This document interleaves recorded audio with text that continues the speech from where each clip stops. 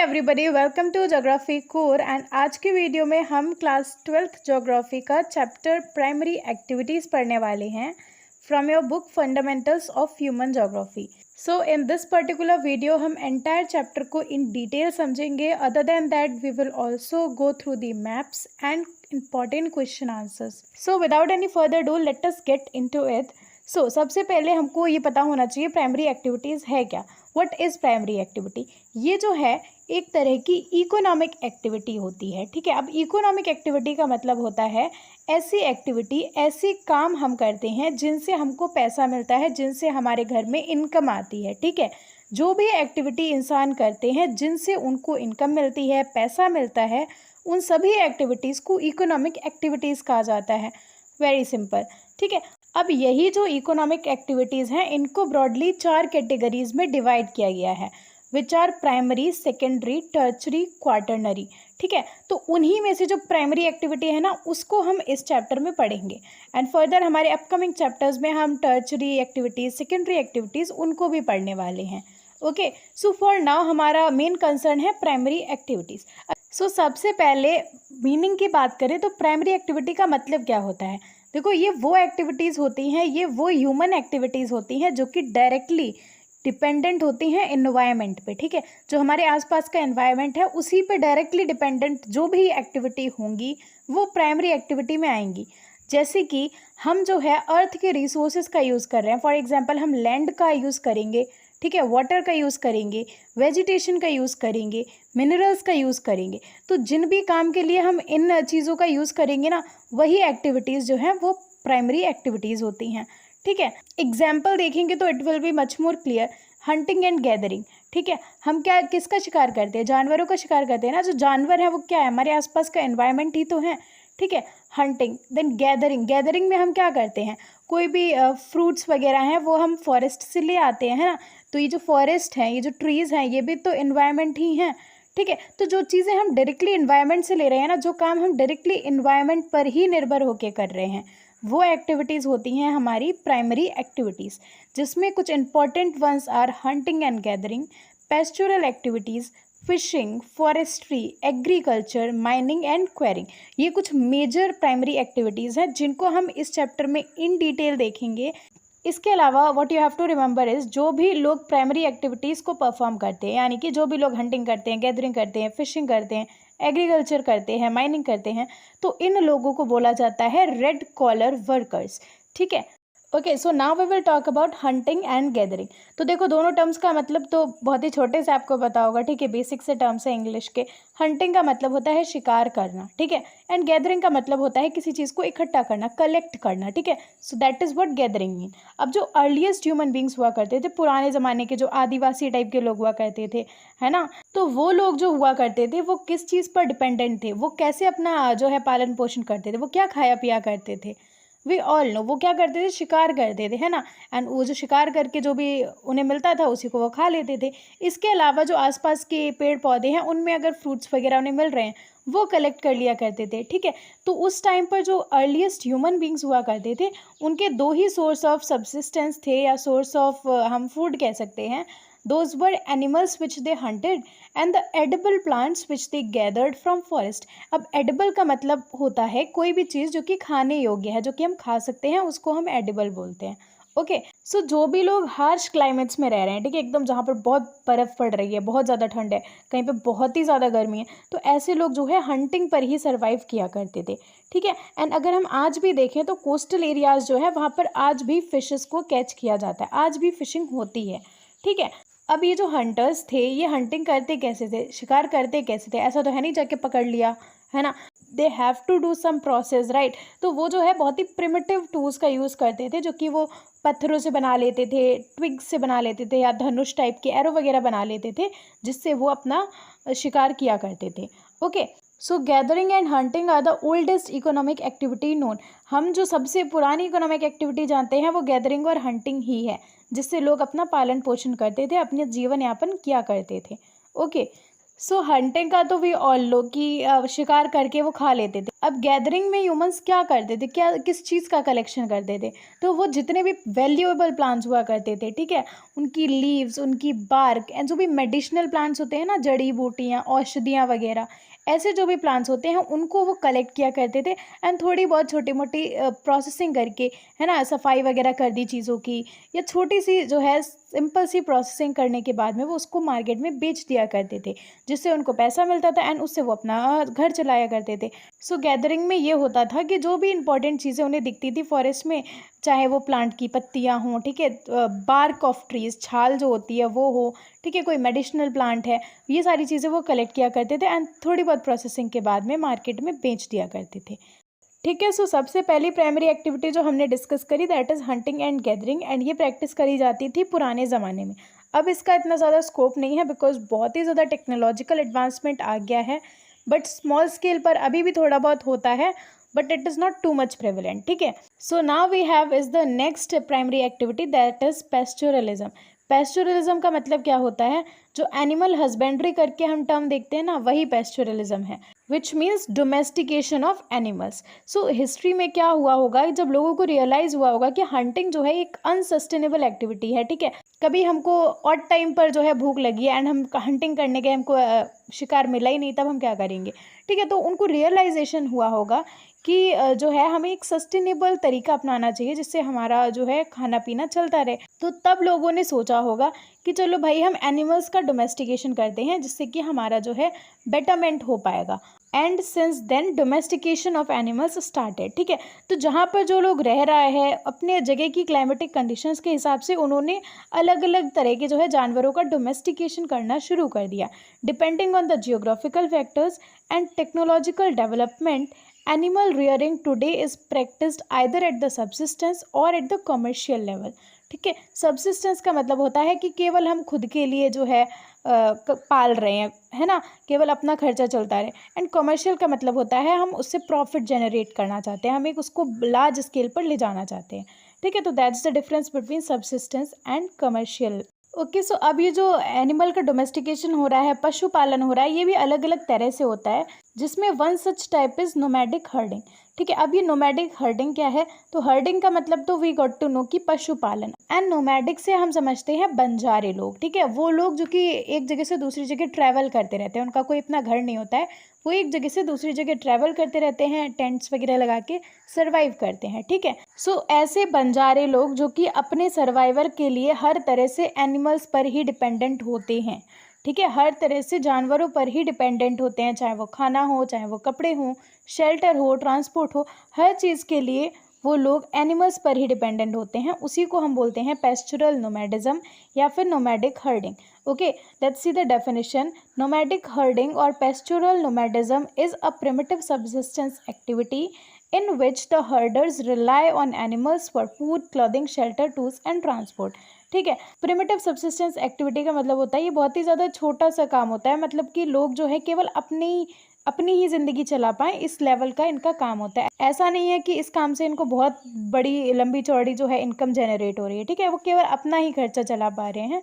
So that is what here primitive subsistence means. ठीक है, अब इसमें भी अलग अलग रीजन में अलग अलग जगहों पे अलग अलग एनिमल्स को रखा जाता है, अलग अलग एनिमल्स का पालन किया जाता है। जैसे कि in tropical Africa cattle are the most important livestock. ठीक है, उसी तरह से सहारा और एशियाटिक डेजर्ट्स में जो है sheep, goats and camel are Rudyard.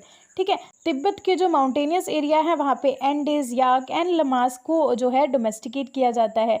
And Arctic और सब आर्कटिक एरियाज़ में हम देखेंगे जो रेनडीर है वो सबसे ज़्यादा इंपॉर्टेंट है। ये वही एनिमल है जिसकी सवारी पे जो हमारे सेंटा क्लॉज आते हैं। ठीक है, सो इसमें आपको पहले बात तो नोमैडिक हर्डिंग का मीनिंग पता होना चाहिए।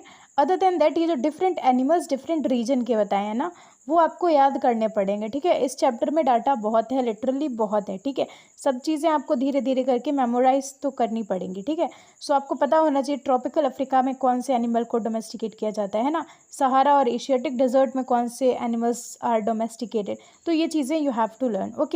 ओके, जैसा कि मैंने बताया कि नोमैडिक हर्डिंग में लोग क्या करते हैं, अपने लाइफ स्टॉक के साथ में इधर से उधर घूमते रहते हैं, है ना, जहाँ पर भी उन्हें जगह मिलती है वहाँ पर वो अपने जानवरों को घास वगैरह चराते हैं एंड उन्हीं के साथ में सर्वाइव करते हैं ना। तो उसी में आपको एक और टर्म को भी ध्यान रखना है, दैट इज ट्रांस ह्यूमंस। अब ट्रांस ह्यूमंस का मतलब क्या है, देखो जो लोग अपने अपने लाइफ स्टॉक के साथ में एक जगह से दूसरी जगह जाते हैं, ये जो माइग्रेशन होता है लोगों का एक जगह से दूसरी जगह पर, इसी को ट्रांस ह्यूमंस बोला गया है। ठीक है, एक better definition we can see is the process of migration from plain areas to pastures on mountains during summers and again from mountain pastures to plain areas during winters is known as transhumance. इसका मतलब ये है कि जो herders होते हैं वो अपने लाइफ स्टॉक के साथ में गर्मियों के टाइम पे माउंटेन एरियाज में चले जाते हैं क्योंकि वहाँ पर घास ज़्यादा होती है। ठीक है, एंड अगेन सर्दियों के टाइम पे वो माउंटेन से कहाँ आ जाते हैं, प्लेन एरियाज में, बिकॉज वहाँ पर जो है हमें घास देखने को मिलेगी। तो ये जो ट्रांसफ़र है ना लोगों का अपने लाइफ स्टॉक के साथ में, माइग्रेशन है लोगों का, इसी को बोला जाता है ट्रांस ह्यूमंस। एंड ये मूवमेंट हो क्यों रहा है, ये मूवमेंट हो रहा है because of the pastures, because of the grazing. ठीक है, जानवरों को ग्रेजिंग करने को मिल जाएगी, जहाँ मिल जाएगी हम वहीं चले जाएंगे। ठीक है, the number of pastoral nomads has been decreasing and the areas operated by them shrinking. This is due to imposition of political boundaries, new settlement plans by different countries. So अब हम इन recent times देखें तो ये जो pastoral nomads की activity है ये कम होती जा रही है, घटती जा रही है। एंड जिसके रीज़न क्या हो सकते हैं, तो इसके दो इंपॉर्टेंट रीजंस हैं। पहला है कि लोगों ने जो है पॉलिटिकल बाउंड्रीज बना रखी हैं, हर कंट्री की पॉलिटिकल बाउंड्री बन गई है, तो अब उतना ज़्यादा ईजी नहीं रह गया है एक जगह से दूसरी जगह पर ऐसे ही चलते चले जाना, है ना। उसके अलावा new settlement plans by different countries, her country ने जो है अलग अलग तरह के अपने सेटलमेंट प्लान्स बना रखे हैं, तो उतना ज़्यादा फ्री नहीं रह गई है कोई भी लैंड, कोई भी एरिया उतना ज़्यादा फ्री नहीं रह गया है कि कभी भी आए और आप ग्रेजिंग करा के चले गए, है ना, कहीं भी चले गए। तो these are the two reasons जिसकी वजह से ये पेस्टोरल नोमैड्स वाली एक्टिविटी है वो कम होती जा रही है and it is shrinking. Okay then now we have this commercial livestock rearing.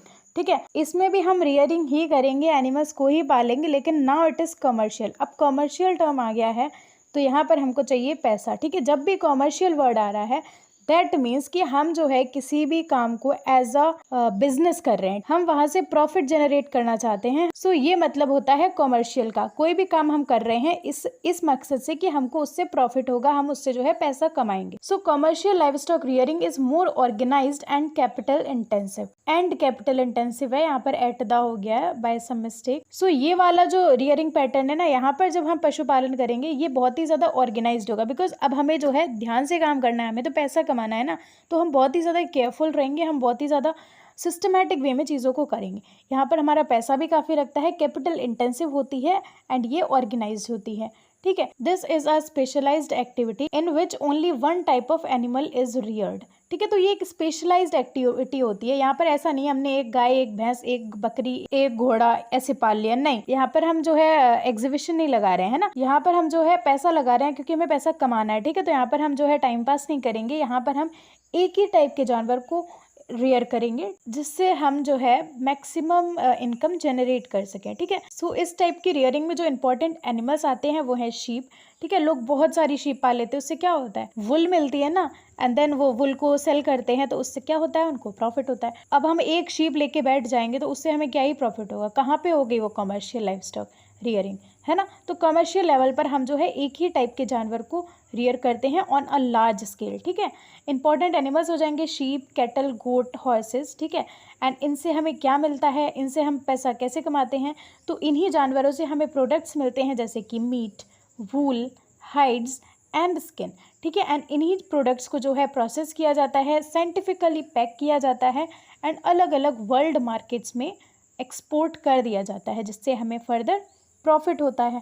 ठीक है, rearing of animals in ranching is organised on a scientific basis. ठीक है, सो कमर्शियल लाइवस्टॉक रियरिंग में जो एनिमल्स को हम पाल रहे हैं, जो पशुपालन कर रहे हैं, वो एक ऑर्गेनाइज्ड वे में होता है एंड ये ऑर्गेनाइजेशन साइंटिफिक बेस्ड होता है, यानी कि यहाँ पर मेन ध्यान दिया जाता है ऑन ब्रीडिंग।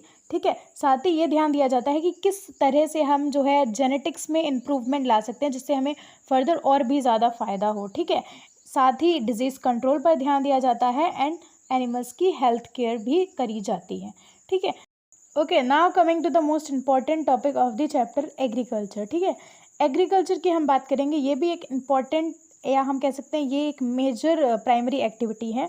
ठीक है। एंड ये अलग अलग तरह से प्रैक्टिस करी जाती है, ठीक है। अलग अलग पैटर्न्स होते हैं लोगों के एग्रीकल्चर प्रैक्टिस करने के, जिस वजह से कई सारे एग्रीकल्चर सिस्टम्स निकल के आते हैं। अलग अलग टाइप के फार्मिंग हमें देखने को मिलेगी, अभी हम पढ़ने भी वाले हैं, ठीक है। तो सबसे पहले हम बात करेंगे अबाउट सबसिस्टेंस एग्रीकल्चर। अब सबसिस्टेंस एग्रीकल्चर का मतलब ये होता है ऐसी खेती करना, ऐसा एग्रीकल्चर करना जहाँ पर हमारी जो फसल होती है ना वो हम ही कंज्यूम कर लेते हैं, या हमारे आसपास के 2-4 घर है ना, कुछ लोकली ही हम उस फसल को कंज्यूम कर लेते हैं। बहुत ही स्मॉल स्केल पे जो है ये एग्रीकल्चर प्रैक्टिस किया जाता है। मतलब हम सिर्फ और सिर्फ अपने लिए जो है अपना ज़िंदगी गुजार सकें, अपना खाना पीना चला सकें, इसलिए इस टाइप के एग्रीकल्चर को प्रैक्टिस करते हैं। अब फर्दर सबसिस्टेंस एग्रीकल्चर को 2 कैटेगरीज में सब डिवाइड किया गया है, which are primitive subsistence agriculture and second one is intensive subsistence agriculture, ठीक। Okay, so talking about primitive subsistence agriculture, इसको हम शिफ्टिंग कल्टीवेशन भी कहते हैं। एंड शिफ्टिंग कल्टीवेशन तो आई होप सभी को पता होगा क्या होता है, ठीक है। सो ये जो प्रिमिटिव सबसिस्टेंस एग्रीकल्चर है ये मेजरली प्रैक्टिस किया जाता है ट्राइब्स के द्वारा in the tropics, specially in Africa, south and central America and south east Asia. So basically इसमें होता क्या है, देखो शिफ्टिंग कल्टीवेशन तो आई होप आपको सबको पता ही होना चाहिए, नहीं पता है तो लेट मी टेल यू। तो इसमें करते क्या है कि जंगलों में जो कुछ जगह होती है वहाँ पर वेजिटेशन को क्लियर कर देते हैं आग लगा के, ठीक है। अब आग लगाने के बाद जो राख बची, जो ऐश बचा, वो क्या करता है, वो फर्टिलिटी का काम करता है, खाद का काम करता है, मैन्योर का काम करता है, ठीक है। एंड वहाँ पर जो है वो लोग अपनी फसल ग्रो करते हैं। एंड ऐसा ही वो 6-7 बार करते हैं, 6-7 साल करते होंगे ज़्यादा से ज़्यादा। एंड जब उस ज़मीन पर जो है उन्हें दिखता है कि फर्टिलिटी ख़त्म हो रही है, ख़त्म ही हो गई है, तब वो जो है वो जगह छोड़ के दूसरी जगह पे सेम प्रोसेस रिपीट करते हैं, ठीक है। तो this is what is known as shifting cultivation. Shifting नाम क्यों आया, क्योंकि एक जगह से दूसरी जगह पर वो मूव करते रहते हैं। क्यों करते हैं, बिकॉज एक टाइम के बाद में उस जगह की, उस लैंड की फर्टिलिटी ख़त्म हो जाती है, ठीक है। एंड शिफ्टिंग कल्टीवेशन को स्लैश एंड बर्न एग्रीकल्चर भी कहते हैं, ठीक है। तो यहाँ पर आपको 3 नाम मिल गए, primitive subsistence agriculture, shifting cultivation and slash and burn agriculture. So patches are very small. Cultivation is done with very primitive tools such as sticks and hoes, ठीक है। लकड़ियों का sticks है ना, hoes छोटे मोटे हल वगैरह वो बना लेते हैं अपने लोकली, ठीक है। एंड उन्हीं का यूज़ करते हैं, बहुत ही प्रिमिटिव टूल्स यूज़ करे जाते हैं, यानी कि बहुत प्रिमिटिव का मतलब क्या होता है, बहुत ही सिंपल से oldest form of things are use, ठीक है। अब ये जो शिफ्टिंग कल्टीवेशन है इसको अलग अलग नाम से जाना जाता है अलग अलग एरियाज़ में, जैसे कि नॉर्थ ईस्टर्न स्टेट्स जो है इंडिया की, वहाँ पर इसको झूमिंग बोला जाता है। सेंट्रल अमेरिका और मैक्सिको में इसको मिल्पा नाम से जाना जाता है। उसी तरह से इंडोनेशिया एंड मलेशिया में इसको लदांग नाम से जाना जाता है। Now we have is intensive subsistence agriculture. अब इसका मतलब ये होता है कि हमारे पास में जितनी लैंड है, जितना पैसा है, उसी में हम इतनी मेहनत कर डालें, इतना लेबर लगा दें, इतना टेक्नोलॉजी, इतना दिमाग लगा दें कि ज़्यादा से ज़्यादा जो है हम क्रॉप को, फसल को प्रोड्यूस कर पाएँ, उसको हम बोलते हैं इंटेंसिव सबसिस्टेंस एग्रीकल्चर। ये ज़्यादातर प्रैक्टिस करी जाती है in the densely populated regions of monsoon Asia. अब जो इंटेंसिव सबसिस्टेंस एग्रीकल्चर है इसको भी 2 टाइप में कैटेगराइज किया गया है। सबसे पहला है intensive subsistence agriculture dominated by weight paddy cultivation, ठीक है। पैडी यानी कि राइस का कल्टीवेशन मेजरली किया जाता है। Use of machinery is limited and most of the agriculture operations are done by manual labour. हाँ, लोग जो है काम करते हैं, मैनुअल लेबर, ठीक है। लोगों को ज़्यादातर लगाया जाता है इस काम के लिए, ठीक है। मशीनरी उतनी ज़्यादा इम्पॉर्टेंट नहीं है, मशीनरी का उतना ज़्यादा काम नहीं किया जाता है, ठीक है। फर्टिलिटी के लिए farm yard manure is used. तो ध्यान रखिए यहाँ पर सबसिस्टेंस एग्रीकल्चर है ये, ठीक है। बस कोशिश ये करी जा रही है कि हम ज़्यादा से ज़्यादा फसल को कल्टीवेट कर पाएँ, ठीक है। ऐसा नहीं है हम इससे बहुत ज़्यादा रईस हो जाने वाले हैं, बहुत ज़्यादा जो है हमको प्रॉफिट होने वाला है, ऐसा कुछ भी नहीं है, ठीक है। अब सेकंड सब टाइप है intensive subsistence agriculture dominated by crops other than paddy. एक क्लासिफिकेशन है राइस क्रॉप का, उसके अलावा राइस के अलावा जो भी क्रॉप्स होती हैं वो हमने सेकंड कैटेगरी में रख दिया, ठीक है। Wheat, soybean, barley and sorghum are grown in northern China, Manchuria, North Korea and north Japan, ठीक है। यानी कि ये देखा जाता है प्रैक्टिकली पॉसिबल नहीं है कि हर एक जगह पे हम राइस को ग्रो कर ले ऑन दी एंटायर वर्ल्ड, है ना। तो जिन जगहों पे राइस को प्रैक्टिस नहीं किया जा सकता है उन जगहों पे जो है बाकी की अलग अलग क्रॉप्स को जो है कल्टीवेट किया जाता है। इंडिया में बात करें तो गेहूँ की उपज करी जाती है वेस्टर्न पार्ट्स में, जो इंडो गैंगेटिक प्लेन के वेस्टर्न पार्ट्स हैं वहाँ पर। and millets are grown in dry parts of western and southern India. Okay. Now next we have is the plantation agriculture. So इस टाइप के एग्रीकल्चर को introduce किया गया था यूरोपियंस के द्वारा, ठीक है। एंड इसमें मेजर क्रॉप्स कौन कौन सी आती हैं, तो plantation crops are tea, coffee, cocoa, rubber, cotton, oil palm, sugar cane, then bananas and pineapples. ये कुछ इंपॉर्टेंट प्लांटेशन क्रॉप्स हैं, ठीक है। अब इनके कैरेक्टरिस्टिक फीचर्स क्या होते हैं, प्लांटेशन एग्रीकल्चर की कैरेक्टरिस्टिक्स क्या हैं, that you have to know. तो characteristic features, number first is large estates, बहुत ही बड़े बड़े खेत होते हैं, बहुत बड़े बड़े एरियाज होते हैं जिनमें जो है टी या कॉफ़ी या रबर का कल्टीवेशन या फसल करी जाती है, ठीक है। तो लार्ज इस्टेट्स होते हैं, ठीक है। Large capital invest, managerial and technical support. So यहाँ पर जो है मैनेजमेंट एक इंपॉर्टेंट रोल प्ले करता है। साइंटिफिक मेथड्स ऑफ कल्टीवेशन, ठीक है, साइंटिफिक मेथड्स का यूज़ किया जाता है।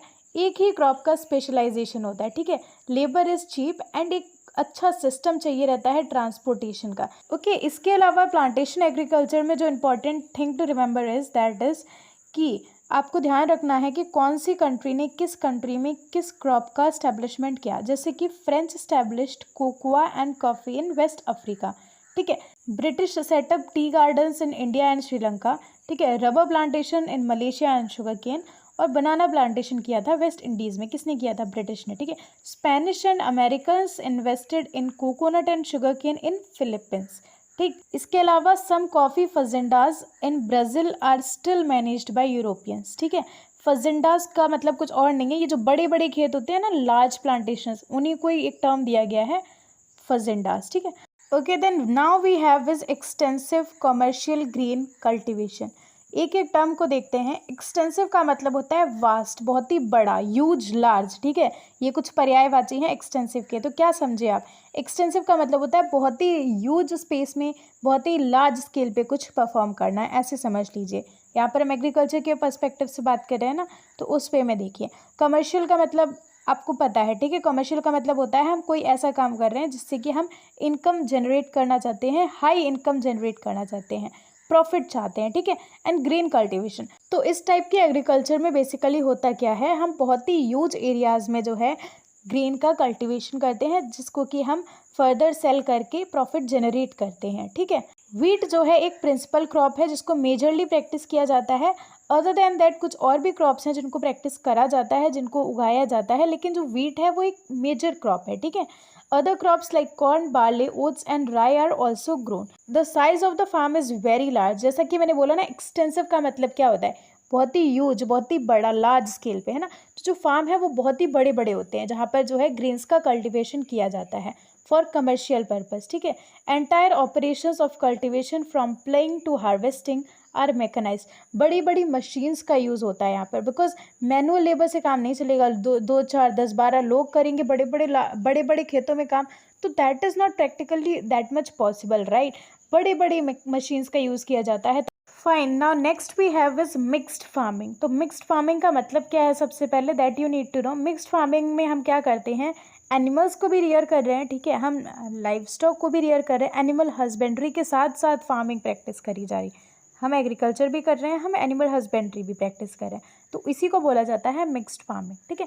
This agriculture is found in the highly developed parts like north western Europe, eastern north America, parts of Eurasia and the temperate latitudes of southern continents. तो location बता रखी है, जो कि मैं बार बार बोल रही हूँ, यू हैव टू रिमेंबर कि किस रीजन में कौन सी फार्मिंग प्रैक्टिस करी जाती है।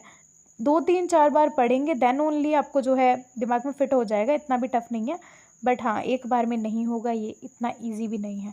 Okay, talking about the features, farms जो है मॉडरेट साइज़ के होते हैं।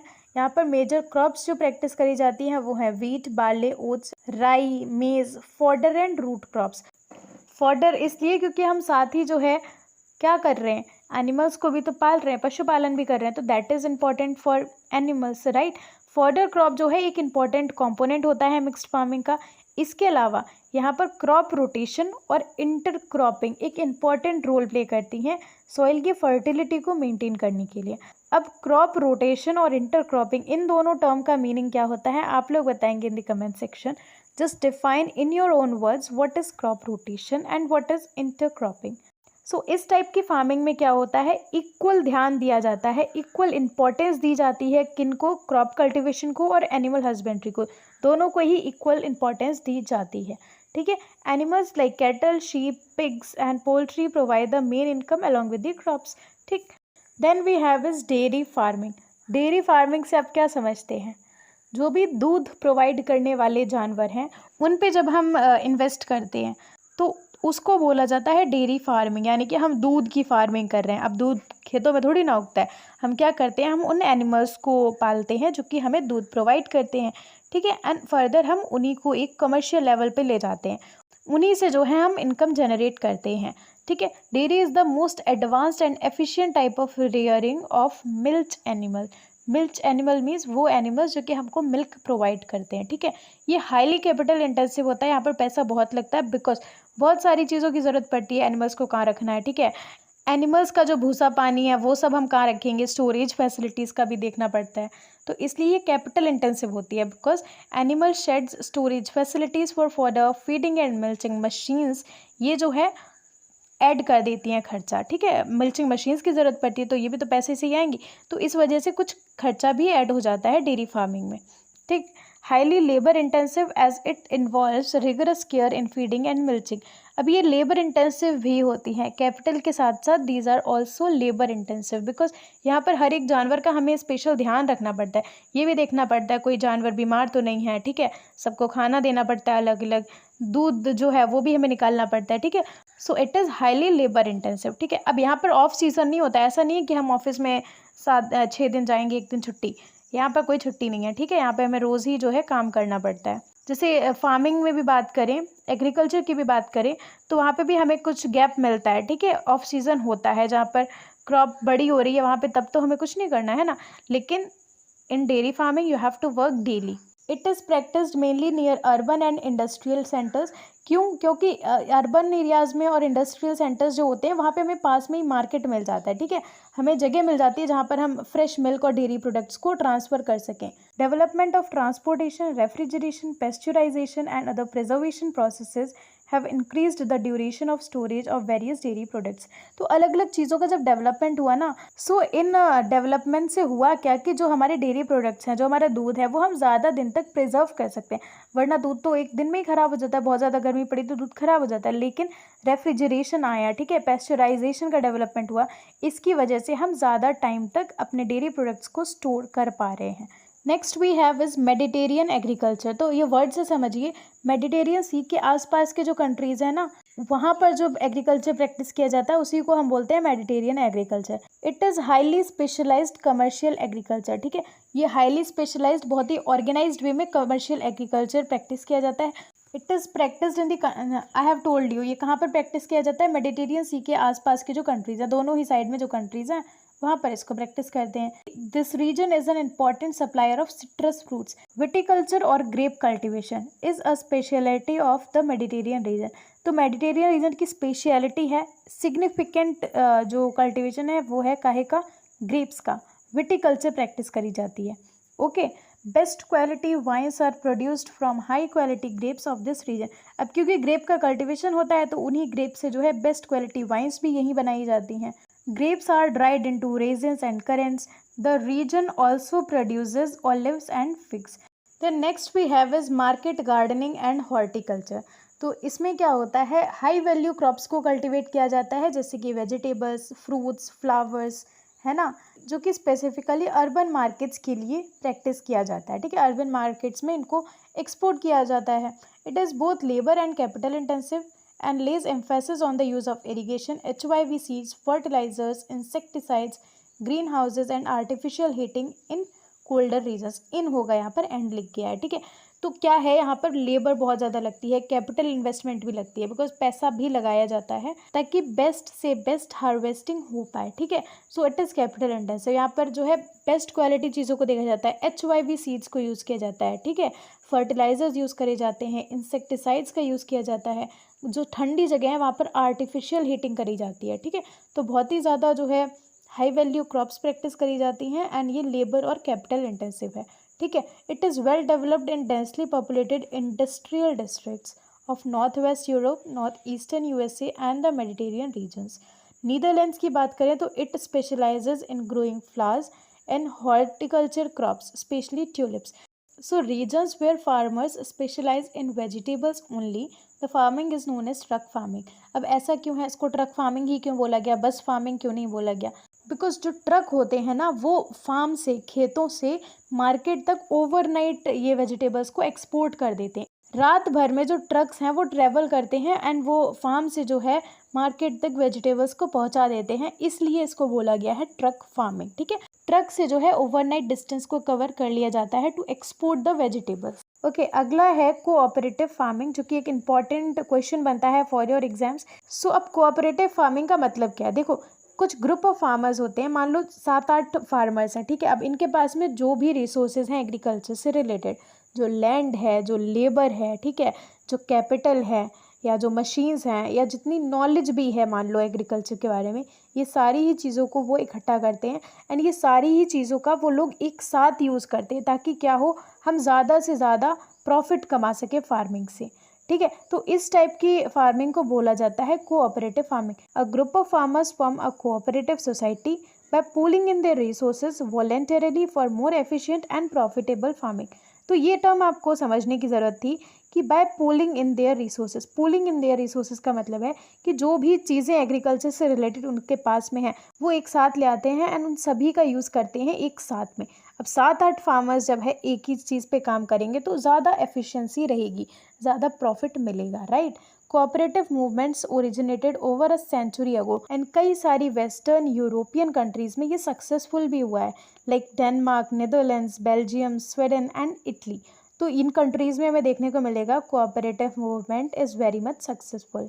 एंड स्पेशली डेनमार्क की बात करें तो वहाँ पर ये मूवमेंट इतना ज़्यादा सक्सेसफुल हुआ है कि प्रैक्टिकली अगर हम देखें तो हर एक फार्मर जो है वो कोऑपरेटिव का मेंबर है। So it is very much successful in Denmark. Okay, so now the agriculture part is completed and which is very much lengthy. कई सारी एग्रीकल्चरल प्रैक्टिसेस के बारे में हमको बता रखा है। And now our last primary activity which is mining, इसको हम डिस्कस करेंगे and then our chapter is completed. Okay, so talking about mining, mining की बात करें तो हम किस चीज़ की माइनिंग करते हैं? मिनरल्स की, राइट। एंड अगर हम हिस्ट्री में जाएं तो हमें कई सारे ऐसे मिनरल के स्टेजेस देखने को मिलेंगे जहाँ पर हमने अलग अलग ड्यूरेशन में, अलग अलग टाइम पीरियड में नए नए मिनरल्स की खोज करी, डिस्कवरी करी। जैसे कि हमने पढ़ा है कॉपर एज के बारे में, ब्रॉन्ज एज, आयरन एज, है ना। तो ये स्टेजेस हैं जहाँ पर हमने कॉपर को डिस्कवर किया, ब्रॉन्ज को डिस्कवर किया, है ना, आयरन के बारे में हमने जाना। तो दिस इज़ हाउ हमें हिस्ट्री में मिनरल्स के बारे में नॉलेज हुई। ठीक है ना, उस टाइम पे जो है मिनरल्स का यूज़ बहुत ही मिनिमम था, बहुत ही कम यूज़ था। बस वो लोग जो है टूल्स या यूटेंसिल्स या वेपन्स बनाने के लिए मिनरल्स का यूज़ किया करते थे। ठीक है, लेकिन एक्चुअली ये जो माइनिंग का प्रोसेस है ना, ये मिनरल्स की इम्पोर्टेंस कब सामने आई? It came with the beginning of industrial revolution. जब इंडस्ट्रियल रिवॉल्यूशन स्टार्ट हुआ है ना, तो उसी के साथ में जो है माइनिंग की इम्पोर्टेंस है ना सामने आई। Okay, so now we need to know इसके कौन कौन से फैक्टर्स हैं जो कि माइनिंग एक्टिविटी को अफेक्ट करते हैं। ओके, सो जिसमें 2 फैक्टर्स हैं majorly. Number first is physical factors which includes the size, grade and mode of occurrence of the deposit. ठीक है, विच मीन्स कि जहाँ से हम जो है मिनरल को एक्सट्रैक्ट करेंगे, निकालेंगे, तो किस तरह से हम निकाल रहे हैं, मोड ऑफ अकरेंस क्या है, साइज़ क्या है, ये सारी चीज़ें देखी जाती हैं। And second one is economic factor. Economic factor में आ जाएंगे द डिमांड फॉर मिनरल। अब हम कोई मिनरल निकाल रहे हैं, अगर उसकी बहुत ज़्यादा डिमांड ही नहीं है तो हमें प्रॉफिट तो होगा नहीं, है ना। सो इस चीज़ को कंसिडर किया जाता है कि कौन सा ऐसा मिनरल है जिसकी डिमांड है काफ़ी ज़्यादा, है ना। टेक्नोलॉजी अवेलेबल एंड यूज़, अब हम किस तरह से उस मिनरल को एक्सट्रैक्ट करेंगे, है ना, क्या हम जो है प्रोसेस लगाएंगे उस मिनरल को एक्सट्रैक्ट करने के लिए। Other than that capital to develop infrastructure and the labour and transport cost. तो ये कुछ फैक्टर्स हैं जो कि डिटरमाइन करते हैं माइनिंग एक्टिविटी को। ओके, सो माइनिंग में हम करते क्या है, बेसिकली हमारी अर्थ से हम रिसोर्सेज को निकालते हैं ना, मिनरल्स को निकालते हैं। अब ये मिनरल्स या ये रिसोर्सेज निकालने के कुछ तरीके होते हैं। ठीक है, तो वही हम देखने वाले हैं, methods of mining. So mining basically 2 तरह से होती है, surface and underground mining. Surface mining की बात करें तो it is also known as open cast mining and ये बहुत ही ज़्यादा ईजी और चीप तरीका होता है मिनरल्स को निकालने का। बहुत ही आसानी से हम जो है मिनरल्स को निकाल सकते हैं फ्रॉम आवर अर्थ, ठीक है। So how is it possible, देखो जो मिनरल्स हैं, जो रिसोर्सेज हैं, वो बहुत ज़्यादा गहराई में नहीं है अर्थ के, कुछ ही दूरी पे है सरफेस से, तो हम बहुत ही ईजिली उनको निकाल लेते हैं, जहाँ पर हमें बहुत ज़्यादा कैपिटल इन्वेस्टमेंट भी नहीं करना पड़ता है ना, बहुत ही ज़्यादा चीप वे होता है ये, ठीक है। The output is both large and rapid. अब हमें मिनरल अगर मिल रहा है तो मिनरल तो काफ़ी सारा मिल ही जाता है, एंड साथ ही जो है ये जो मिनरल निकालने का प्रोसेस है ये भी काफ़ी ज़्यादा फास्ट होता है, हमें बहुत ज़्यादा मेहनत नहीं करनी पड़ती है as compare to underground mining. Okay, ना अंडरग्राउंड माइनिंग की ज़रूरत हमें कब पड़ती है, when the ore lies deep below the surface, underground mining method has to be used, ठीक है, जिसको शेफ्ट मेथड भी कहा जाता है। सो ये वाला जो मेथड होता है बहुत ही कॉम्प्लिकेटेड होता है, बिकॉज हमें बहुत ही ज़्यादा गहराई से जो है मिनरल एक्सट्रैक्ट करने हैं। सो ऑफकोर्स हमें उसके लिए एक प्रोसेस चाहिए, हमें मशीन्स चाहिए, हमें जो है हैवी इक्विपमेंट्स चाहिए होते हैं, ठीक है। So this method requires specially designed lifts, drills, haulage vehicles, ventilation system for safety, ठीक है। इसके अलावा ये जो मेथड है ये रिस्की भी होता है, बिकॉज अर्थ की गहराई में हमें क्या मिलेगा क्या नहीं मिलेगा वी आर नॉट अवेयर, ठीक है। कुछ हादसा हो जाए, कोई एक्सीडेंट हो जाए, कोई बहुत ही ज़्यादा जहरीली जो है गैस निकले, है ना, we don't know what is gonna happen, so that is why ये थोड़ा सा रिस्की प्रोसेस भी होता है। Okay, poisonous gases, fires, floods lead to fatal accidents, जैसा कि मैंने बताया कि हादसे भी हो जाते हैं, तो कई बार जो है आग लगने की वजह से, है ना, कोई ऐसी जहरीली गैस निकली, फ्लड आने की वजह से जो है कई सारे एक्सीडेंट्स भी हो जाते हैं। ओके, इसके अलावा एक और point which you have to remember is कि several countries of Africa and few of South America and Asia have over 50% of the earnings from minerals alone, ठीक है। तो इन कंट्रीज़ में हमें क्या देखने को मिलेगा कि मिनरल्स हैं तभी तो वो उससे कमाई कर पा रहे हैं, एंड साथ ही ये जो कंट्रीज़ हैं ये 50% से भी ज़्यादा अपनी कमाई सिर्फ और सिर्फ मिनरल से कर रही हैं। So this is what we get to know about the mining primary activity. यहाँ पर we have discussed about each and every primary activity in detail, ठीक है। मेजर पोर्शन एग्रीकल्चर से रिलेटेड ही है, एंड यहाँ पर जो है मैप्स भी इंपॉर्टेंट है, so just focus on that specifically, बाकी चैप्टर में स्किप तो कुछ भी नहीं करना है। सो एग्रीकल्चर वाला पोर्शन आपको हर एक टाइप के एग्रीकल्चर के फीचर्स पता ही होने चाहिए, ठीक है। So yes, practice it and thank you so much for watching. Do like the video and subscribe to my channel. मिलते हैं in the next video with the secondary activities, तब तक जाना नहीं।